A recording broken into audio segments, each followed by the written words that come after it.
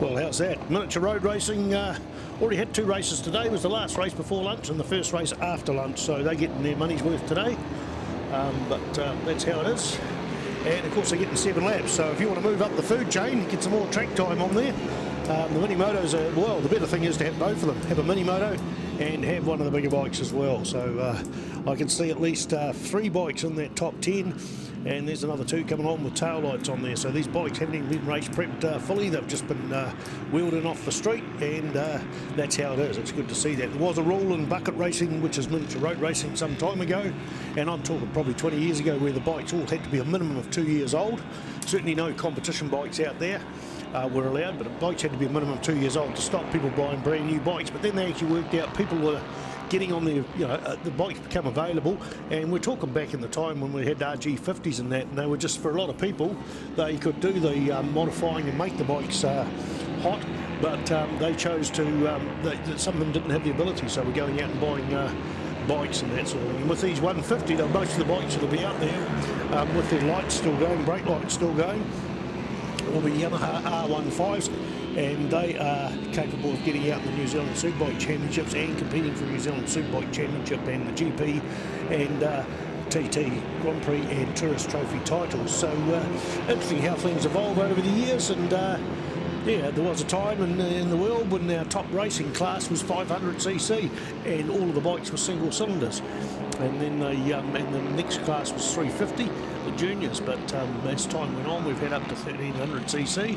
But they, like the Hayabusa out there, that could go in the New Zealand Superbike Championships and Superbike Formula 1 a number of years ago. Indeed, Brian Bernard and John Hepburn raced those and took their bikes over to Bathurst as well. So it looks like we've had a change of position at the front. Kyron O'Neill was a early fastest lap out there. He's now got through to the front ahead of Clinton Durham and Carlos Thompson. Carlos Thompson is the fastest man on the track, fastest person on the track, running around at a 50.620. As I say that, it looks like on the last lap that Kyron O'Neill has got quicker again and posted a 49, so he's below the 50-second mark here at Manfeild. Looks like we've got a Manor2 Evening Standard, Manor2, I don't even know what's called the Standard or Evening Standard these days, Manor2 Standard photographer out on the infield. So it's good to have mainstream media here and covering things. It's he's out there wearing his mask. He's a couple more metres away from people, but that's how the rules are, and that'll be his work thing. Got his own high vis on there and his long lens, so keep an eye on the Manor Standard for tomorrow's copy. I would suspect they will have some sort of coverage here. Back out onto the racetrack, Kyron O'Neill leads Clinton Durham. Carlos Thompson in 3rd place. Then we go to James Patrick on the 88 machine in 4th. Jordan Walters, George Fennell, Tyler Walters there in 7th spot. Adrian Carr and Mark Emerson and Roger Emerson. We've got about 5 Emersons out there. In fact, Paul Emerson's there on the same screen as well. So there's a grandfather, father and son, and I think there's an uncle somewhere along the line there as well. Nixon Frost and Sloane Frost are out there in 11th and 12th position. Sloane will be following his boy around, keeping an eye on how he's going. In fact, that's what his priority today is, just following his lad. And in fact, now we can see them coming through turn 3, and Sloane is ahead of Nixon. So Sloane will be there'll be a bit of chat going on there. Right, we'll do 2 laps, I'll follow you, and then he'll get in the lead, try to show him the best way around the racetrack. And this is Sloane Frost, twice New Zealand Superbike champion. He was the man that was out on the Hayabusa Suzuki there at lunchtime. In fact, he looked like he got out there twice, once demonstrating, and then on another Hayabusa. I think he took his son Nixon. It looked like he was son Nixon out for a bit of a squirt, so that'd be pretty cool for a lad like that. In behind him is Mark Emerson, then Roger Emerson. So those, Corbin Robertson, Scott Walters, Paul Emerson, Ryan Emerson. So that's 4 Emersons in the one thing. And Theo Manley. Theo Manley's listed as being out there twice, but he's number 17 on the track, and behind him all the other people had DNSs, did not start. So fastest lap at the moment is a 1:48.651. We've still got 3 laps to go. And looking at the Ctas footage, don't forget, folks, all those people listening there, this is live. You can have it on your phone, you can have it on your laptop, you can zoom it up onto your big screen if you want to. And quality is pretty well outstanding. Last year, with the COVID coming along, New Zealand Sky Sport, with the sport being cancelled all around the world, and New Zealand they went straight to motorcycling, and because we had the quality of footage was suitable for being mainstream broadcast.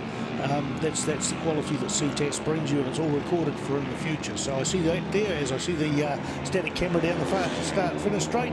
That's the screen I'm looking for. I see the white flag coming out as well. So that's Joseph Sheriff doing the moving camera, and there's a static camera at the end of the front straight, partway along the front straight and at the end of the front straight. And I can't even remember where the other ones were because I haven't even looked. And Joseph will be doing that, and he'll be operating the buttons as to which camera is which one he wants to be on. So right now you can see him. As I said earlier on, he might be broadcasting from above the main control tower. In fact, he's down below there, one deck down here at Manfeild. So what a great facility, and we've got all of our old Superbike Championship and a lot of the Suzuki Series. Suzuki International Series is brought to you by Ctas. The main one at Whanganui, the Cemetery Circuit, is not filmed by them.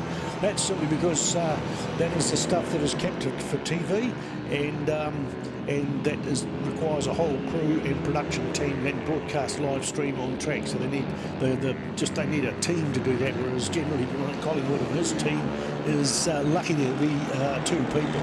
Great to see him have 2 people down here. Great to see him out and about. Okay, it looks like we've had the checkered flag there while I was talking about other things. Kieran O'Neill, not too sure how to pronunciate that one.